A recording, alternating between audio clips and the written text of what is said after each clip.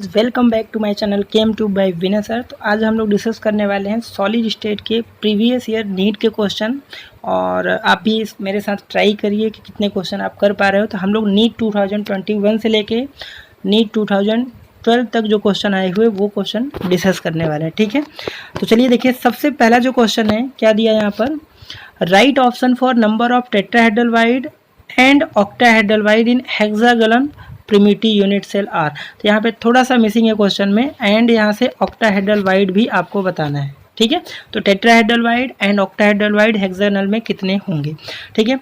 तो आपको देखिए HCP अरेंजमेंट में आपको पता है टोटल नंबर ऑफ एटम कितने होते हैं पर यूनिट सेल, 6 होते हैं। कैसे आते हैं, 12 कॉर्नर के, और SCP में कॉर्नर का शेयरिंग 1/6 होता है, प्लस 3 बॉडी के सेंटर में और 2 पार्टिकल कहाँ होंगे, फेस के सेंटर में, ठीक है। तो टोटल सॉल्व करोगे तो 6 आएंगे। तो ये भी आप याद रखिए कि SCP में total number of atom per unit cell कितने होते हैं, 6 होते हैं।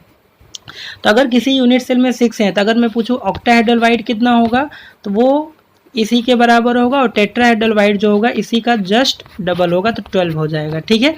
क्योंकि आपने ये फॉर्मूला पढ़ा है कि अगर किसी भी यूनिट में number of unit cell n है तो ऑक्टाहेड्रल वाइड n के बराबर होगा, एंड टेट्राहेड्रल वाइड जो होगा वो 2n होगा, ठीक है। तो SCP में आपको पता है 6 होता है, तो ऑक्टाहेड्रल वाइड 6 होगा, टेट्राहेड्रल वाइड कितना होगा, 2 × 6 कितना आ जाएगा, 12, ठीक है। तो क्वेश्चन को जल्दीबाजी नहीं करना है, पहले यहाँ पर देखिए tetrahedral void and octahedral wide पूछा है, तो टेट्राहेड्रल वाइड कितने थे, 12, एंड ऑक्टाहेड्रल वाइड कितने होंगे, 6, ठीक है। तो जल्दीबाजी में भी आप ध्यान रखिए, टेट्राहेड्रल वाइड पहले दिया है एंड देन ऑक्टाहेड्रल है, तो 12 एंड 6 ऑप्शन होगा, ओके। तो ये बहुत ही सिंपल सा क्वेश्चन है 2021 का। चलिए क्वेश्चन नंबर नेक्स्ट जो दिया है, ठीक है, यहाँ पे से क्वेश्चन नंबर 2 होना चाहिए, थोड़ा सा नंबरिंग में मिसिंग है, उस पर ध्यान नहीं, क्वेश्चन पे अपने फोकस करते हैं। तो सेकेंड क्वेश्चन दिया है, the element has body centred cubic structure with edge length आपको दिया हुआ है, तो एटॉमिक रेडियस पूछा। अब इससे आसान क्वेश्चन क्या लेंगे कि BCC अरेंजमेंट में आपको पता होना चाहिए रेडियस एंड एज लेंथ का जो रिलेशन होता है आपका 4r = √3a होता है, ठीक है। तो आपसे एज लेंथ दिया है, रेडियस पूछ रहा है, तो यहाँ से क्या कर देना है, बस यहाँ से 4 से डिवाइड, ठीक है। और सीधा इसमें कैलकुलेशन में ही करना है, ये वैल्यू आपको दिया है 288, तो बस यही आंसर ही है आपका। तो इस और भी आप FCC का भी याद रखिए, FCC में रेडियस और एज लेंथ में रिलेशन क्या होता है, 4r = √2a होता है, ठीक है। तो इन दोनों से क्वेश्चन बनते हैं नीट और किसी भी कॉम्पिटिटिव एग्जाम में, बोर्ड में भी आते हैं, तो इसको आप ध्यान रखिएगा, ठीक है। तो इसका जो आंसर बनेगा आपका B ऑप्शन, ठीक है, √3/4 × 288 picometre, okay. Question number next जो दिया है यहाँ पर, a compound form by cation C and anion A, anion form hexagonal close packed SCP lattice and cation occupied 75% of octahedral void, the formula क्या होगा, ठीक है। ये भी बहुत आसान सा क्वेश्चन है। तो यहाँ पर एनायन कौन है, A, तो एनायन बोला है कहाँ पर अरेंजमेंट है, HCP में। कभी भी ऐसा कुछ है कि टेट्रा ऑक्टाहेड्रल का नाम है तो हमेशा आप N मान लिया करिए, ठीक है। और C पे कहाँ पर बोला, 75%, ठीक है, 75% मतलब 75/100 ऑफ ऑक्टाहेड्रल वाइड। तो किसी में नंबर ऑफ एटम n होंगे तो ऑक्टाहेड्रल वाइड भी कितना होगा, n होगा, और टेट्राहेड्रल वाइड जस्ट डबल होगा। तो यहाँ पर हमें टेट्राहेड्रल वाइड का कोई काम नहीं, इसको थोड़ा सिंप्लीफाई करेंगे तो 25 3 × 75 एंड 4 2 × कितना 100, तो यहाँ से आया 3n/4, ठीक है। तो ऑप्शन पहले C दिया है, तो देखिए यहाँ से सिंप्लीफाई, C कितना था 3n/4 एंड A कितना था यहाँ से n कैंसिल आउट, और 4 को क्रॉस मल्टीप्लाई करेंगे तो यहाँ से फॉर्मूला बनेगा C3A4, और ऐसा कौन सा ऑप्शन आपको दिख रहा है, C ऑप्शन, ठीक है। तीनों के तीनों क्वेश्चन बहुत ही आसान थे, अगर आपने बेसिक लेवल से थोड़ा बहुत भी पढ़ा है तो ये क्वेश्चन कर लेंगे आप, ठीक है।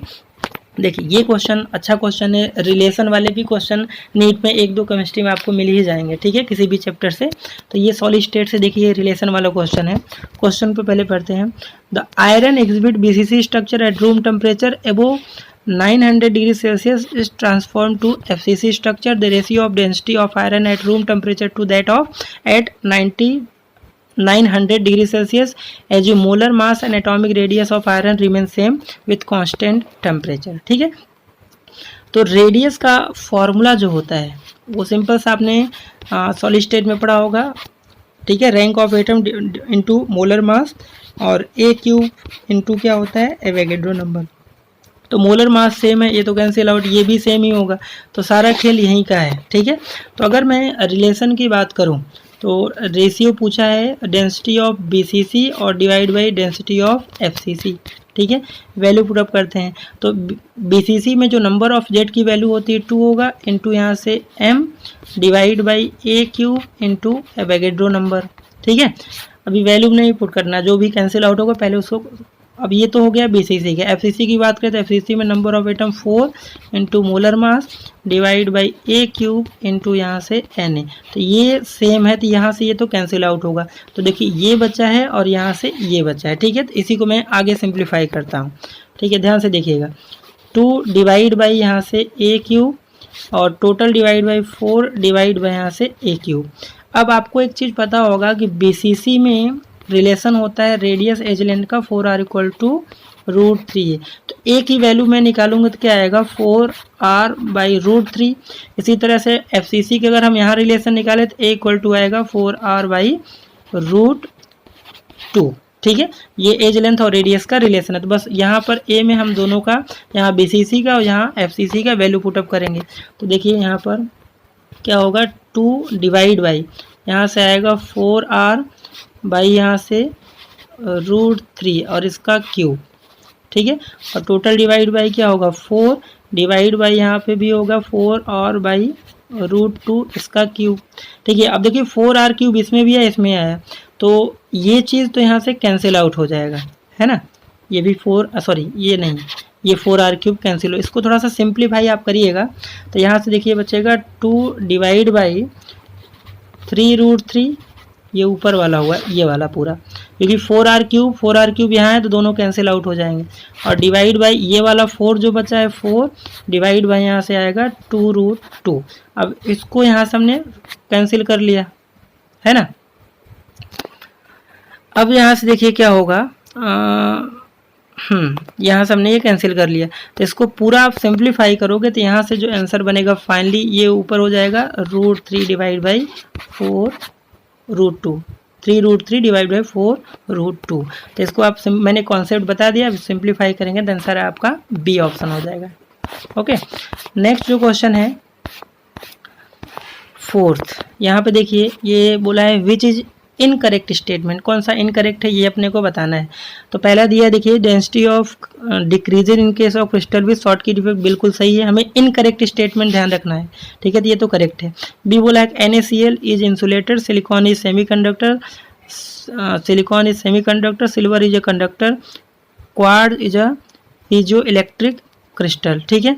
चलिए सी ऑप्शन देखते हैं, Frenkel defect is favoured in those ionic crystal with size of cation anion almost, ये भी सही है।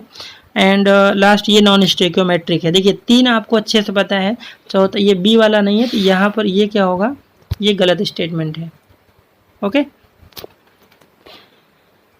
तो नेक्स्ट जो है यहाँ पर 5th, इसमें देखो सीधा सा फॉर्मूला लगाना है डेंसिटी का, तो इसको आप सॉल्व कर लीजिएगा। देखिए लिथियम है बीसीसी स्ट्रक्चर और डेंसिटी क्रिस्टल का दिया है, ठीक है, kg/m3 एटॉमिक मास दिया है। Calculate the edge length lithium और Na की वैल्यू आपको दिया है, ये एक्चुअल में 10⁻23 है, ठीक है, गलती से यहाँ लिखा गया है। तो इसका सीधा सा फॉर्मूला यहाँ से लिखना है, डेंसिटी इक्वल टू यहाँ से Z/m divide by A cube into यहाँ से एवोगैड्रो नंबर। तो यहाँ पर बीसीसी दिया तो ये 2 हो जाएगा, मास रखिएगा, यहाँ से ये रखिएगा और एवोगैड्रो को सॉल्व कर लीजिएगा। तो आंसर जो आएगा यहाँ पर आपका आंसर आ जाएगा सी ऑप्शन, ठीक है, 527 पिकोमीटर। ओके, क्वेश्चन नंबर 6 में correct statement regarding the defect in crystalline solid, इसमें आपको करेक्ट स्टेटमेंट ढूंढना है, ठीक है। तो पहले दिया है Frenkel defect is found in halide of alkali metal, ये गलत है, ये शॉर्ट की डिफेक्ट में मिलता है, अपने को करेक्ट स्टेटमेंट देखना है।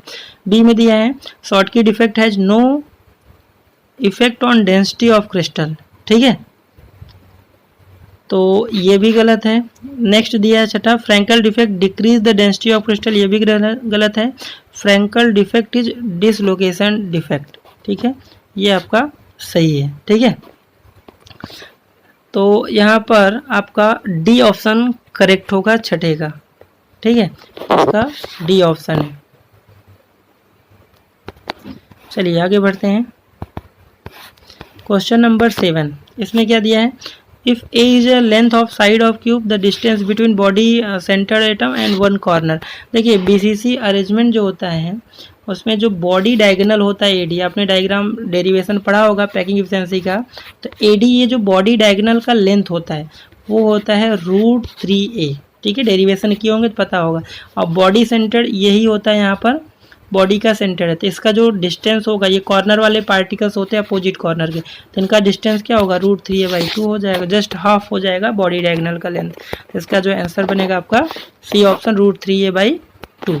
ठीक है, नेक्स्ट क्वेश्चन है क्वेश्चन नंबर 8, ये नीट 2013 में पूछा है। The metal has FCC lattice edge length आपको दिया है, डेंसिटी ऑफ क्रिस्टल दिया है, मोलर मास निकालना है। देखिए डेंसिटी से रिलेशन क्वेश्चन आ रहे हैं यहाँ पर, तो आपको ध्यान रखना है। तो डेंसिटी का फॉर्मूला Z/m AQ इंटू यहाँ से क्या होता है एवोगैड्रो नंबर। तो FCC अरेंजमेंट है, इसकी वैल्यू तो 4 हो जाएगा, डेंसिटी दिया है, बाकी कैलकुलेशन करना है, m आप मोलर मास यहाँ से कैलकुलेट कर लेंगे। ठीक है, तो 8 का जो आंसर बनेगा वो आपका 28 बन जाएगा। ठीक है, सी ऑप्शन। नेक्स्ट जो क्वेश्चन है 9, ये 2012 में पूछा हुआ है कंपटीशन में। The structure of mix oxide cubic closed packed CCP, the cubic unit cell of mixed oxide is composed of oxide ion, 1/4 of tetrahedral wide occupied by divalent ion and octahedral wide occupied by monovalent metal B। तो formula of oxide कितना होगा। ठीक है, तो oxide जो बोला है ये है CCP लैटिस में, तो ये मान लीजिए N है, और डाईवेलेंट जो A है वो है 1/4 ऑफ टेट्राहेड्रल वाइड, है ना, 1/4 ऑफ टेट्राहेड्रल वाइड। तो यहाँ से ये टेट्राहेड्रल वाइड 2N होगा, एंड B जो होगा वो मोनोवेलेंट है ऑक्टाहेड्रल, तो ये आपका N होगा। तो ये सॉल्व करेंगे तो यहाँ से क्या होगा, सीधा सा N/2 आ जाएगा, क्योंकि 2 यहाँ से कैंसिल आउट किया।